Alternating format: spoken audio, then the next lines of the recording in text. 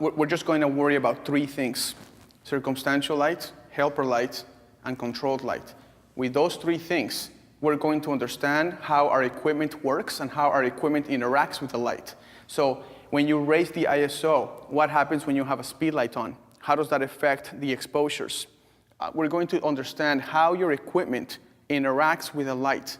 Once we get that piece out of the way, it shouldn't be too difficult for you. Even on the fourth segment, when I talk about speed lights for the first time, I am putting no photos on my presentation. So the point is for you to just clear your mind of photography for a minute and just think about what I'm teaching in terms of the speed lights. So it basically fills all the holes of your knowledge of speed lights. It's not that complicated, so it should be pretty simple. I consider circumstantial light a way of thinking, because you're thinking. Every room you walk into, you think. I was talking to Carrie on the phone, I believe. Was it you? And I remember we were discussing what happens when you walk into a room, whether you're shooting a portrait, a high school senior, a kid, or a wedding, or a bride, or a groom, who cares what you're shooting? What happens when you walk into a room? Most photographers walk into a room and go straight to the window, open up the window blinds, open up the curtains, and they begin to photograph people 2 inches away from the window, right? And then if something happens, you make a change. You're like, oh, this is happening, let's make a change here. And then you go to your bag, you pull out stuff that you need, a flash or whatever, and then you go back and you do it again. And then you realize that there's another mistake, like she's got split light, like part of her face is dark, part of her face is bright. You're like, oh my God. So then you go out again to your bag and you're wasting all kinds of time. Circumstantial light. If you're here or you're watching on the internet, it's a process. It's a process, and it's a mental process. It's a process where you walk into a room and you analyze the color, the textures, the type of walls, the angle of the walls, what is around you, and where is the light coming from. And your head will begin, little by little, to say, what is the helper light I'm going to need before you even need it? Does that make any sense? So you're going to walk into a room, you're going to say, big window here, the window's coming from above. That's going to put raccoon eyes in your eyes, so I know I'm going to need a reflector or some sort of video light or something.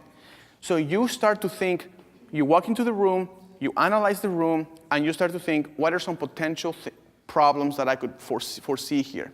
Okay? And then you start pulling those things. That's going to make you a faster photographer. It's going to make it look like you walked in and you just do all this stuff and you're just thinking about it like right there, but you're not. It was because you've been training your mind to think this way. One thing that's important to notice is that to learn lighting, you have to push your brain in ways that you never really wanted to. You need to understand that it's not a walk in the park per se. It's a walk in the park if you decide to change the way you think about lighting.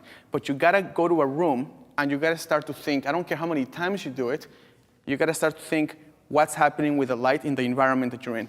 So, circumstantial light, remember this, is the ambient light, the light that you see, that light is non-electronic or non-man-made, together with its interaction with the environment. Those two things create circumstantial light. This is where I'm going to need some participation from you guys. So take a look at this photo. If you're watching on the internet, take a look at this photo for a second and take a look at what you see and where would you place a subject in this beautiful corner in my beautiful town of Beverly Hills. Not that exciting looking, right? People think it's like this amazing thing with like shops. This is Beverly Hills. It's just a gas station. Okay? Where would you do? Joshua, what do you think? Take a look, take a second. Okay. Keep the hot sauce, yeah. Well, I noticed that bright white wall. That's going to be distracting if it's behind them, but maybe you can use that to put light on them if there's a shady spot somewhere. That's very interesting that you said that. White wall, most people think it's a white wall, it reflects light, right? Mm-hmm. But notice there's no roof over the white wall. That means that if you put the person on the white wall to reflect, the direction of light has to be behind your subject, otherwise you're going to blast them with direct sun. There's no shade over the white wall. So this is a white wall, but what you got to remember is it is lit by direct light. That's a very different thing than if it's lit by bounced light. So if I see a white wall that is getting lit by a bounced light situation, I'm like, bingo. But if it's a white wall that is directly being illuminated by the sun, that changes everything. That's when helper light has to come in. So now that we mentioned the white wall, Carrie, if I can pick on you, and there's no right or wrong, just say what you think. Because if you think it, everyone's thinking it. So just go. Right. Now that you have a white wall, look at the shadows of the objects around this gas station. Mm-hmm. And what do you make of those shadows if you wanted to use the white wall? What would be the challenges that you would notice there based on the direction of light? If you don't know, just say you don't know, but that's okay. I'll pick on someone else if you don't know, and then I'll pick on Nikki. So go ahead.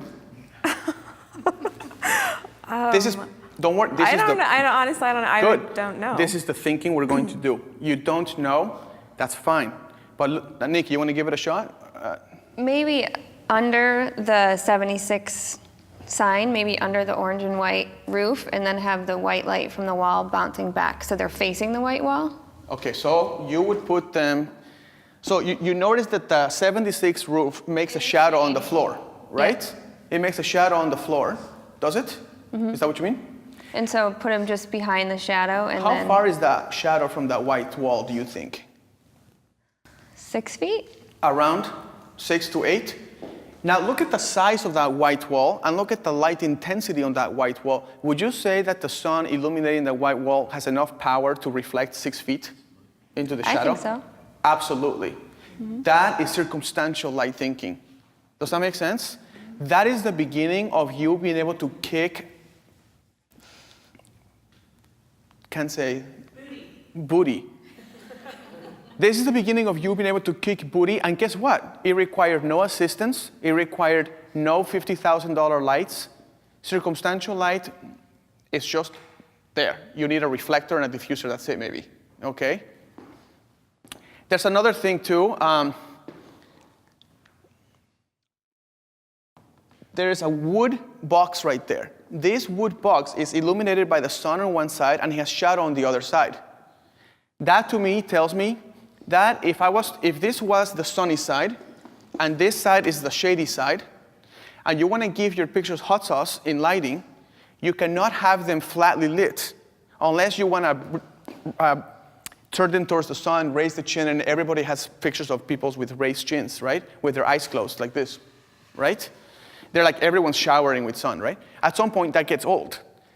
If you put the person on the side, on the shadow side, and this side is getting hit by the sun, you can turn their face slightly towards this side, crop this out. The picture will be from here this way, and this reflection is going to illuminate it's going to be like a kicker light to the side of their face.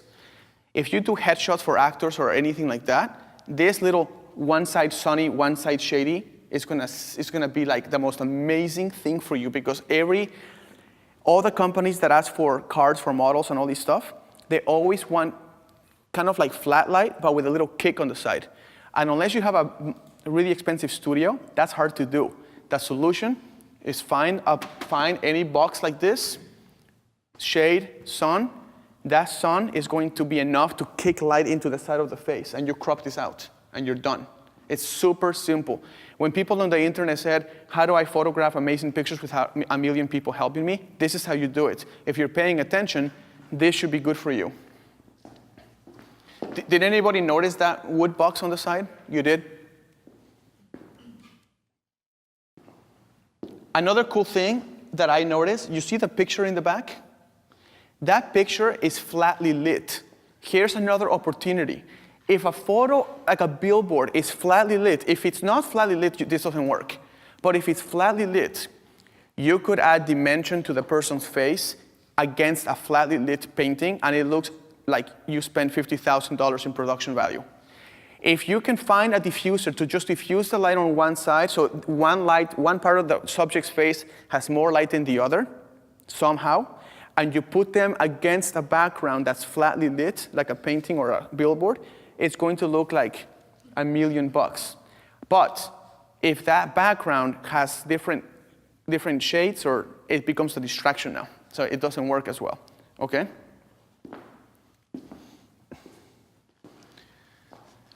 Okay, I called my friend, and my friend called me. She's an actor in LA. She goes, I need to do some headshots, and I said, let's do it, but I'm not going to do it. I'm going to do it without anything, because I was going to come to Creative Life, and I wanted to teach the class. So she's like, what are you going to do? I was like, I'm going to do your headshots. I'm going to do them amazing, but I'm not going to get an assistant, and I'm not going to get any expensive equipment. I'm bringing a reflector that doubles as a diffuser, and I'm bringing my brain.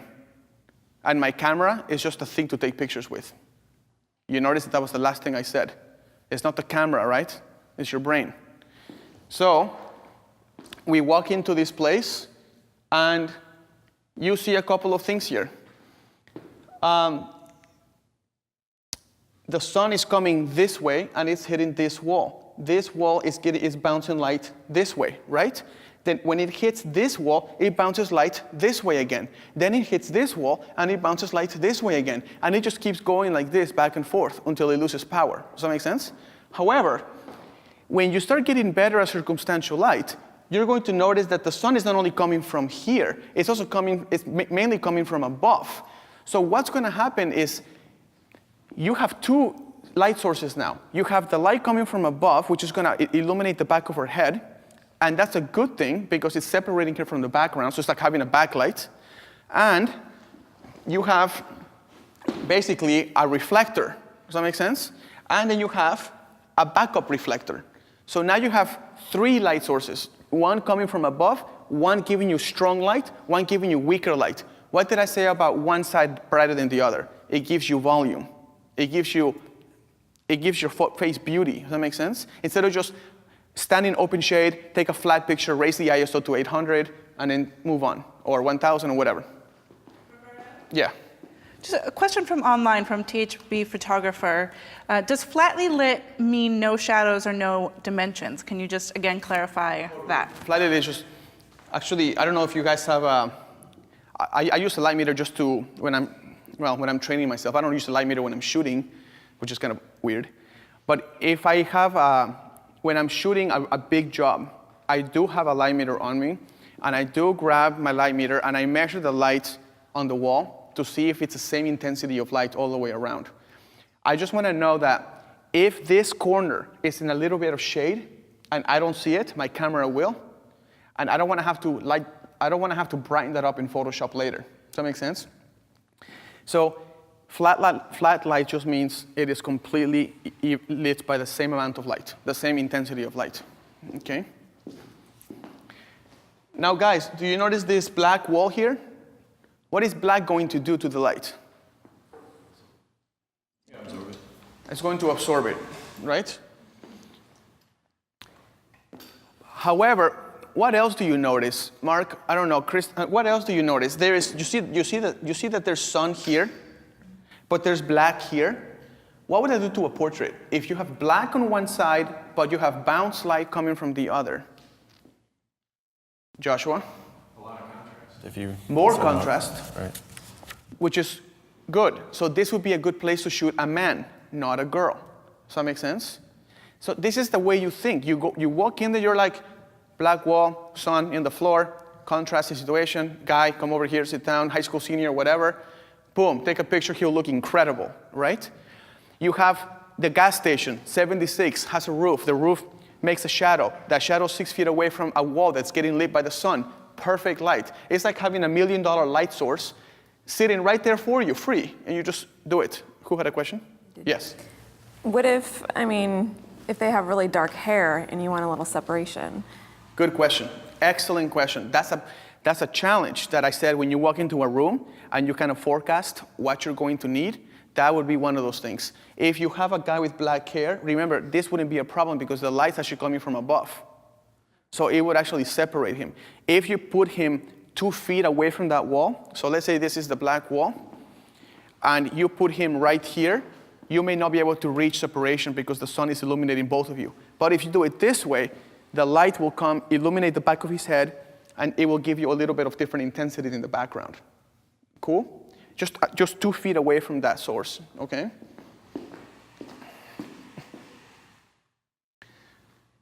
Okay, there's another one right there. This is one of the most important things I'll be able to teach you when it comes to no assistance and no expensive lights. The shadow line. Everywhere you go, find the shadow line on the floor. In other words, I don't know if I can step in there. Can I step in there? Is that okay? Check this out. Pretend this is the sun illuminating this floor, and this carpet is the shadow line. This line right there is where the shadow begins. Cool? Everywhere you go, I don't care if you're shooting or not, walk into a room, go outside, and find where the shadows are lying. As soon as you see a shadow, that shadow gives you about 15 different lighting combinations that you could do just based on the way the sun interacts when it bounces off the floor. But you need to know where the shadows are. And you also need to know where the walls are. So for example, take a look at this. Do you see the shadow line here? Do you see the shadow line here? Pretty simple, right? If you put them here, if you put your subject here, no light is coming from above. So their separation between their head and the background becomes less evident. Obvious, right? But if you put them far away from the sun, from the shadow line, if you put them deep into the shadow, the quality of light will decrease exponentially, right? If you put them closer to the shadow line, what's going to happen? Let me pick on, I don't know, who wants to get picked on real quick? Connie, have you warmed up enough? Okay, if you put your subject closer to the shadow line, what do you think is going to happen to that quality of light in their face? Oh, sure. Okay. So you would have more light reflecting from the unshadowed area bouncing into their face. Where is the best amount of light in their body getting illuminated based on this situation? Your face? Your feet. Your feet. Because the feet are the closest to the light source, right? So what does that mean if you have no assistance? If you grab a person's face and you make them stand like this, and there's the sun and the shadows right there, and that sun is bouncing, they are standing in open shade, so they're in clean light. But because the sun is bouncing off the floor, they're getting illuminated by the bounced light. But because of the inverse square law of light, which we'll discuss next time, the light intensity is at the highest when it's close to the light source. And then it starts to decrease as it goes to your head. So if you're posing someone and you have no assistance, simply grab their body and turn their upper body and just lean it a tiny bit to the floor, and then take their picture. That 5-inch movement is going to give you like 3 times the light quality on their face. So you're going to go from nice to, I mean, by the way, when you shoot with a lens, especially with a long lens, you don't see that movement at all. It totally contracts it. It compresses it. So when you see the photos I took, where she's actually leaning forward, you think she's standing totally straight. But that tiny little movement, I'm going to show you the quality of light difference between those two. These are great tips if you have to do a photo shoot by yourself and you have no one to help you, and you also don't have $1 million in equipment. This is your segment. This is the segment for you. Okay? Now, who wants to get a, Tyler, I'm going to pick on you. This is the more difficult one. Why is this the ideal spot for a portrait, in my opinion? Of course, everybody has a different opinion. Why would you think this is the ideal spot? Probably you have maybe an even amount of light coming from behind, from the bottom, and then from the... What do you mean from the bottom? From the ground, from the sidewalk. Okay, so let's stop there for a second. There is a ton of sun bouncing from here and illuminating this, right? Mm-hmm. The deeper I go, the less the light quality, right? Mm-hmm. The closer I get to the floor, the better, right? Okay, what else? What else is happening here that makes this the ideal spot?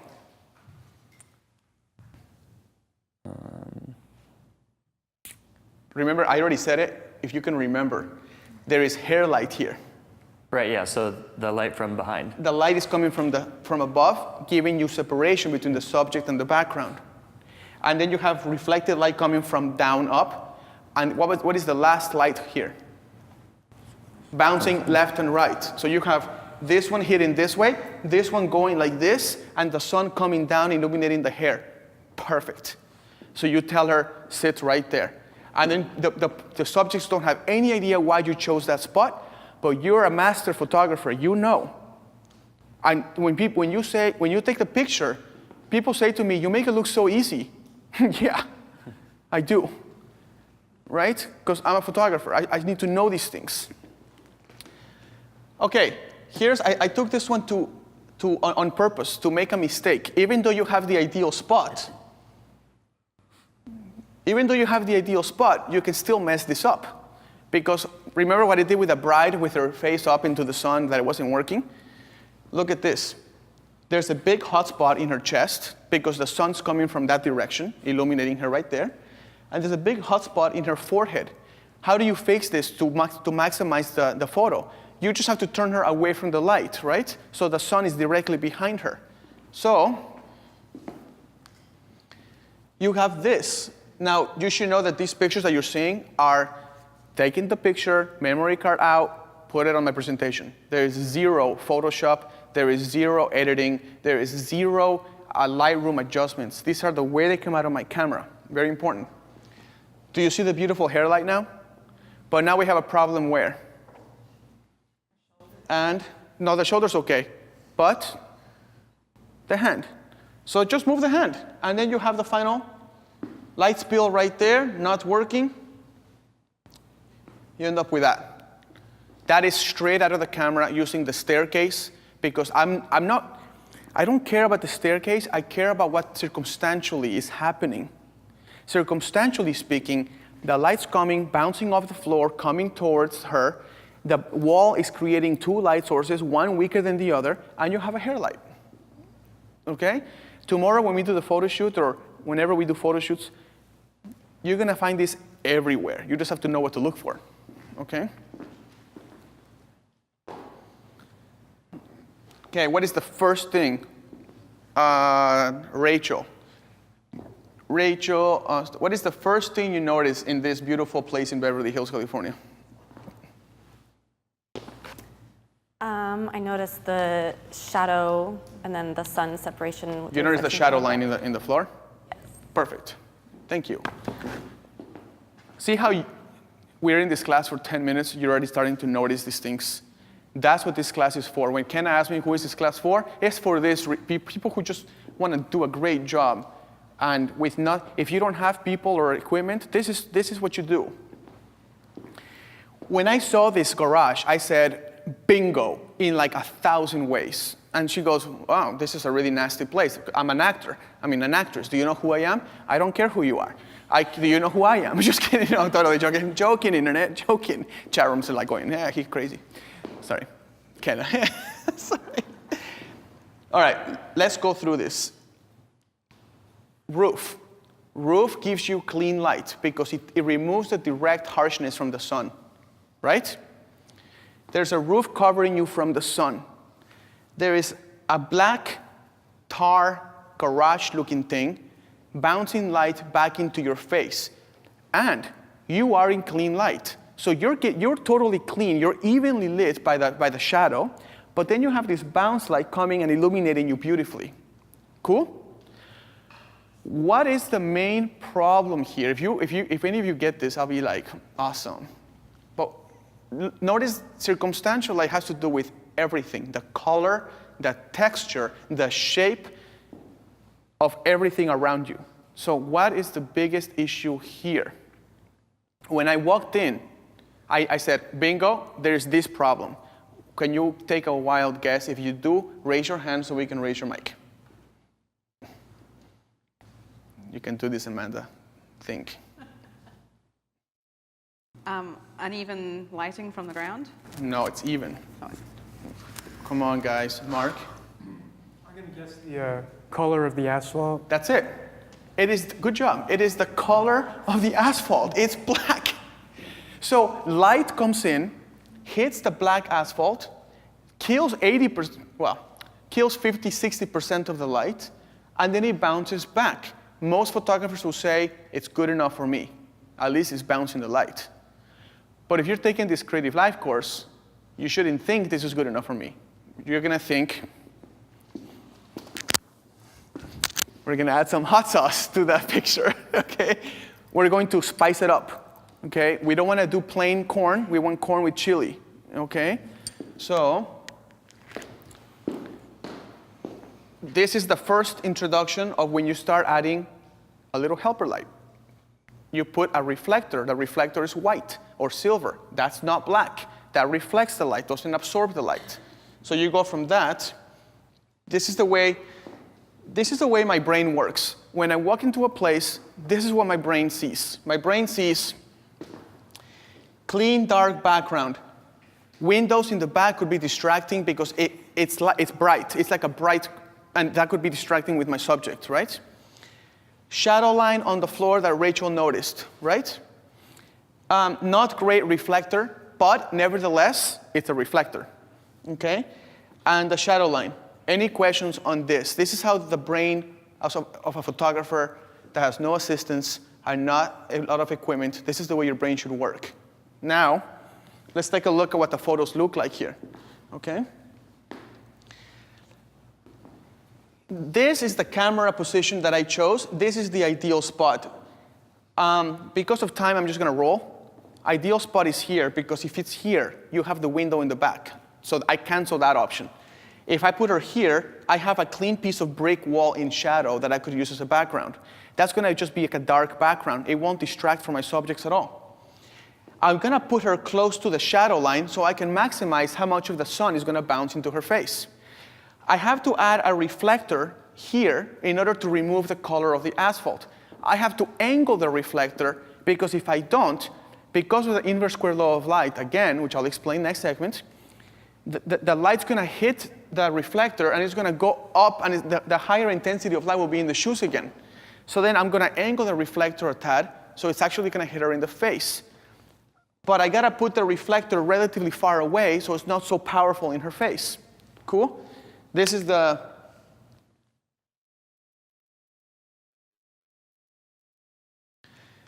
another thing you didn't notice because there was no picture of it. This is a reflector. The sun is hitting here. The sun illuminates this wall, bounces against this wall. This wall bounces light here, and that's why I chose this as my camera position. Okay? Had I not seen these white walls here, I probably would have chosen a different camera position. Because if I put my reflector here, think about where I'm putting my reflector. Sun hits this, sun bounces and hits this wall bounces the light, hits the reflector bounces the light back into the subject. Then you angle the reflector, and now you get all the power, you get this beautiful use of the reflector in their face. Cool? Okay, this is what happens. This is me after eating some donuts. This is me, this is the reflector. How much light am I getting from that reflector there? It always cracks me up. I see photographers sometimes put a reflector on the floor, and I'm just like, you know that there's a rule of light called the angle of incidence equals the angle of reflection. We'll explain that next time. But if the sun is coming from above, and it hits the reflector, it's going to come out the same exact way it came in. So you're like, I hope you're taking a photo of the clouds, because otherwise, you're not doing anything, right? So this is what you get in this situation. Even though you have an ideal situation, the black asphalt really killed me there. It really killed me there, okay? So this is totally ghetto style, but it works like a charm. So what you do, I have two reflectors, the big one and the little small one. The little small one becomes my prop thing. I prop it. And then the big one is laying on the corner right on top. And that gives you enough angle to bounce it. Is my reflector here by any chance? Right here.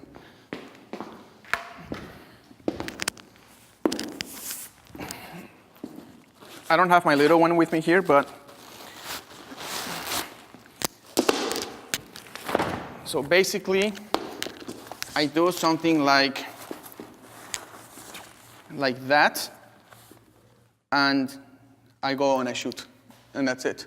This changes everything. It requires no assistance. It requires no $1 million in equipment. It just requires a little bit of, yeah. there. Okay.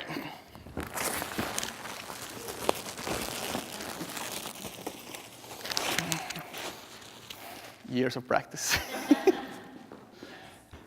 Is this helping you guys? Is this super cool? I hope it's helping. You know, my true desire is for you to leave really empowered to do something special now, you know, from this course. Here's, with the road as a reflector, this is what you get. Would you agree that most photographers would say, this is great, let's move on, I can Lightroom it later, I can adjust things? You know, the day that we stop thinking about software to fix our crappy photography, is the day photography will be amazing and respected again. Like when you decide, I'm going to add a little more hot sauce even though it takes another minute, you know? That's when photographers are gonna be like, you're a photographer, wow, it's impressive. You know, I want that. This is the road as a reflector. Here's out of camera with reflector propped up on the ground. Look at the difference. This is hot sauce. This is plain corn. Corn with salt and butter, plain corn. Okay? Which corn would you rather eat? Oh, well, that sounds weird, because it's not corn. Scratch that from the video as well. I was talking about the food. Okay. Isn't that beautiful? And if you look at the computer, actually, it looks really nice. This is a little bit washed out, but don't worry about it. I got it, guys, I got it. Out of camera, with reflector propped up on the ground. Final photo. This one was 30 seconds of editing, of the editing she requested. I just wanted to show you, just like remove my pimples and this and that. That's what it looks like. It took me 30 seconds to edit this photo completely. Why did I say the time? Because a lot of photographers in the country and the world when I teach, I see them having dinner and lunch, and they talk about these amazing Lightroom actions and Lightroom presets, and it's all good. But you should be talking about making your photography great. So you don't need this stupid stuff. It's like, come on, you know, like, this took me 30 seconds. That means I charge a certain amount of money for my photo shoots, and I spend nothing editing. I'm done. I mean, I edit, don't get me wrong, but it's minimal. Because any Photoshop here would almost ruin the picture. I try to take my photos where any crazy editing would almost ruin my picture. You know, everything is dead on right there, or I try to.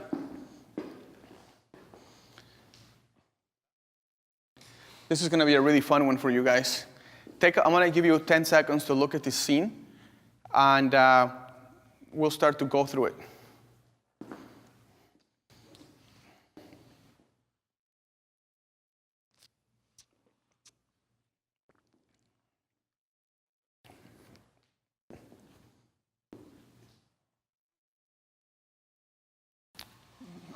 Good? So, when I walked into this room, this is what I saw. You may see something different, that's totally fair, but this is what I saw.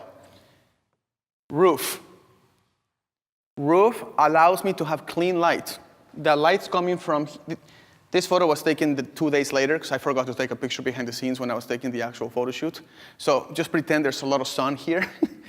Sun hits this. This is a better roof than this, because this roof is angled, which gives me less clean light. Does that make sense? This roof goes this way. This gives me more clean light. Then you look down, and what do you see? Gray sidewalk. And the gray sidewalk, even better, is next to a white piece of paint.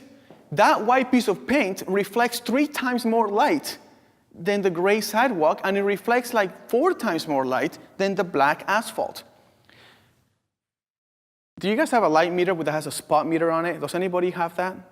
Do you have like a 750 ATR by Seconic or something like this? Okay, if you do, it has a little spot meter. You put it by your eye. I always do this when I'm training or whatever.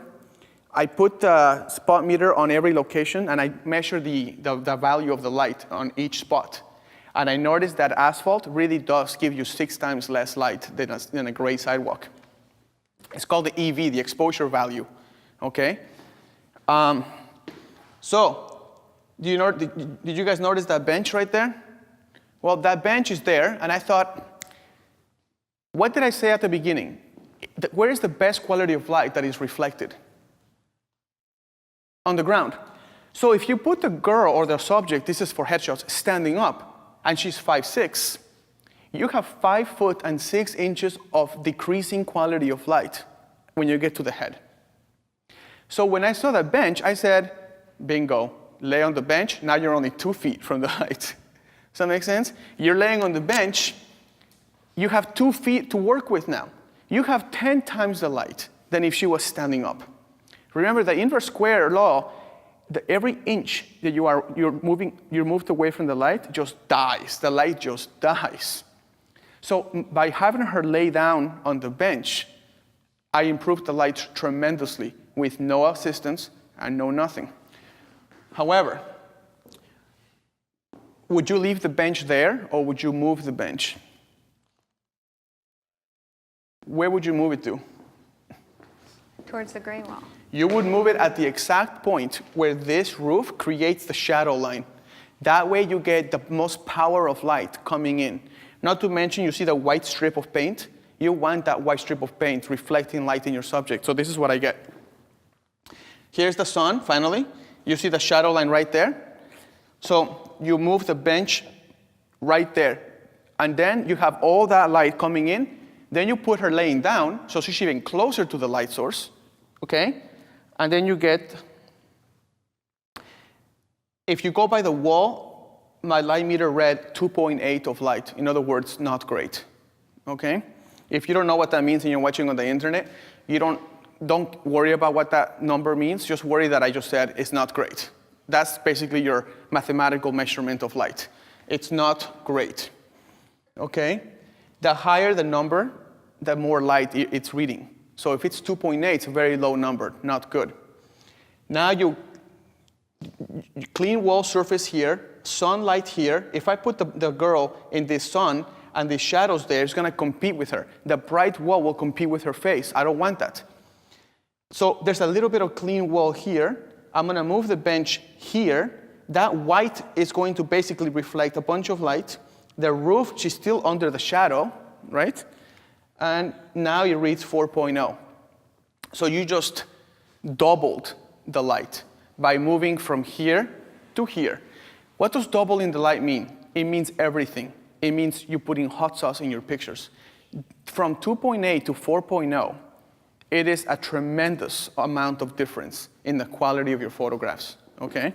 It means the person's eyes are gonna be full of life. It means the body will look amazing. It means your ISO can stay at 100. That's what it means.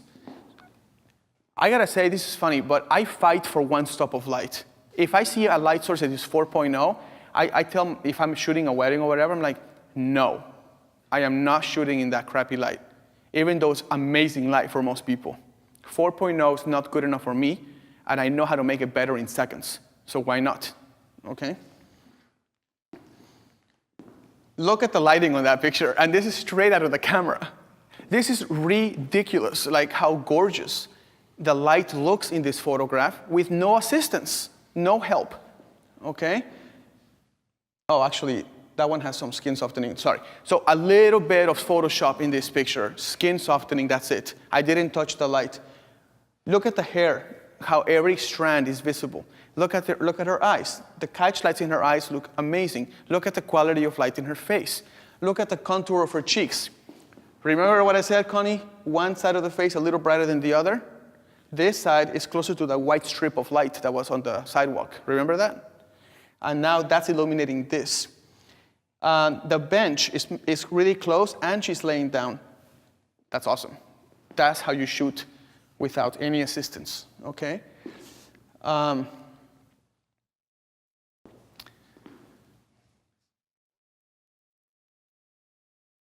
This will be an interesting one. Take a look at this. I'll give you 10 seconds.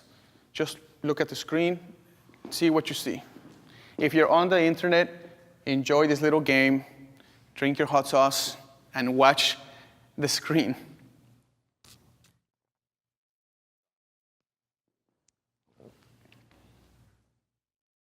Okay, moving on.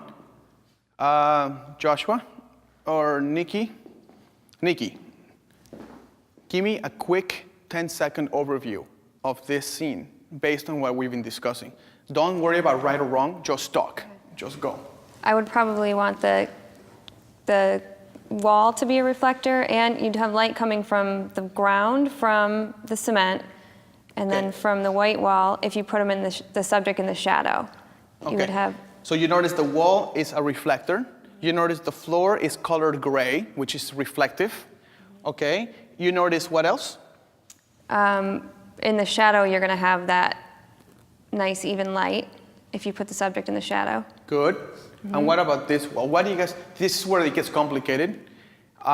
If you guys can get this, I'll be like beyond impressed. But this is the way my eyes see. But take a look at this situation on this side. Circumstantial light takes a lot of practice. And the more you practice this, the better you get. Rachel, go ahead. I would say bring them furthest towards the edge of the wall, because then you have light reflecting on the other shadow line. Okay, you totally killed it. That's awesome. Okay. So, if you see that line, you see the sun there. That sun this is going to be illuminated more. So yeah, if this is illuminated by the sun, you could put her here and turn her face this way towards the light, and it will give you that kicker of light. There's one more hidden gem in this place. There's a hidden gem here, and that's excellent, Rachel. Good. One hidden gem here. Joshua, try it. Go ahead. Is it the dark bush behind him? It is the dark. What the heck? I'm done. This class is over. I've been sipping hot sauce. You just put hot sauce all over this. Just like. Okay. Why? That's impressive. Like, why did you? Who are you? Okay. Why did you choose the bush? Why is the bush so special here? It's a little darker than the stuff around it, so oh my God, I'm gonna die of how happy I am right now. Yes, because it's a bush. A bush is non-reflective. In other words, if you put a subject in front of that, the background will allow you the subject will be featured more because the light in the back is being absorbed. But if you put the person here, the wall is reflective as heck, competing with your subject. Does that make sense? Now, is this a horrible idea? No, not at all. But what I'm saying is, if you have the opportunity to say, I have two choices. I can go with the wall, or I can go with the bush.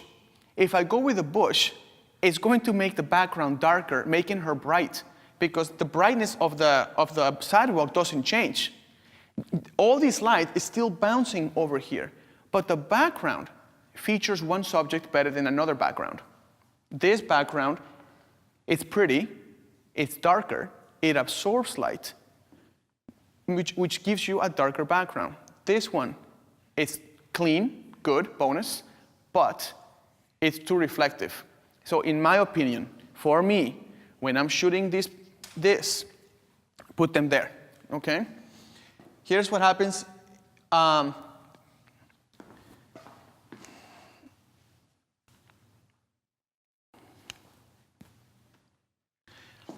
The light's coming from here, right? Most of this light.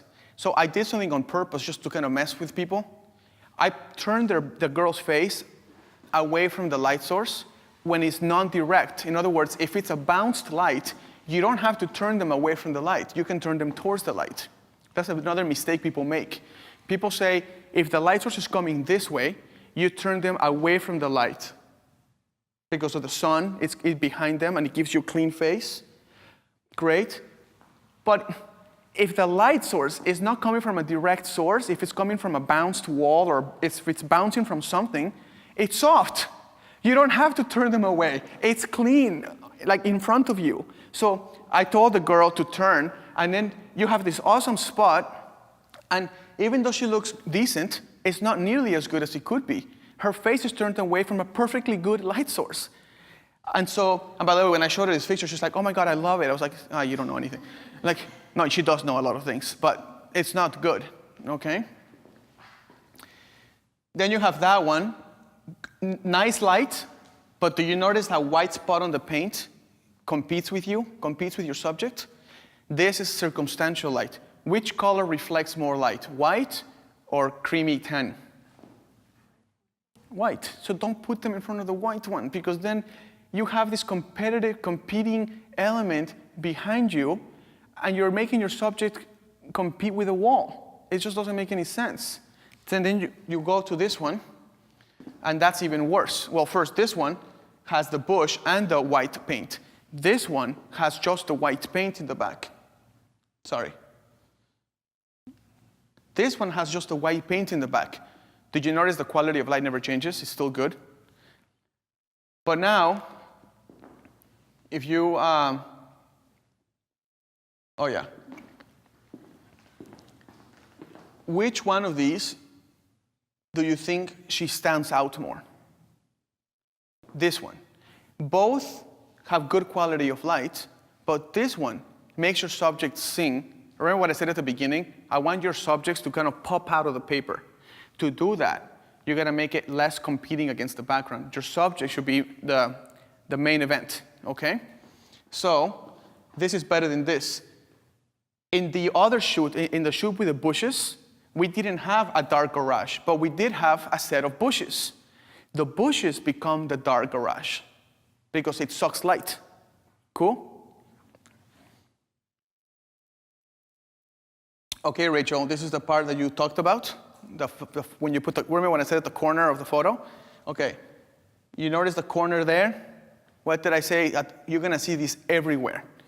Sun hitting one side of the wall, shade on the other side of the wall. That's it. As soon as you walk out, you see any building that has a corner, and you can create awesome lighting. Look at this. Directed light reflector, sun, soft indirect light. Why did I say soft indirect light? Because this is getting lit by the road. It's just soft. It sucks. This is not good. Sorry. Look at the light now. And I call that strategic placement of someone, right?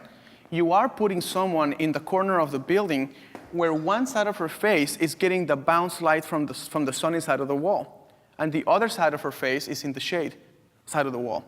That gives you dimension. If you try to do this with speedlights, you could do it, but it would require some time. You would have to do it. You would have to set up. You would have to diffuse the speedlight. It would be a lot of work. Or you can train yourself in circumstantial light, which is a term I totally made up, and do it on the fly. Okay? This is the edit. This is the final photo. Check this out. This is out of my camera. This is the edit. How different is it? It's nothing. You know why it's nothing? Because it doesn't need anything. I didn't have to blast it with a bunch of presets or make it look pastel-y or whatever the hell the popular thing is right now. Like, I just took the damn good picture and that's it. Like, that's the end of it. You know, I didn't need to Photoshop it, but that cable was in the shot, so I just took it out. Okay, that's it.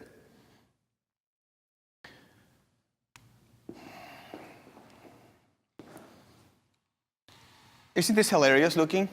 This is her behind the wall. This is her using the corner of the building. It looks totally like two different setups all together. It's just the same wall, but one is strategically placed. The other one is normal.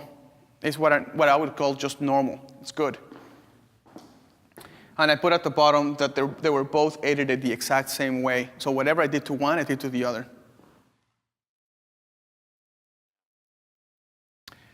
Okay. Before I end this little section, now what do you see in this scenario? Let's see if you see more. So just, if you're on the internet, take a look one more time after what I said. Now what do you see? Do you want me to throw some stuff out? Yeah?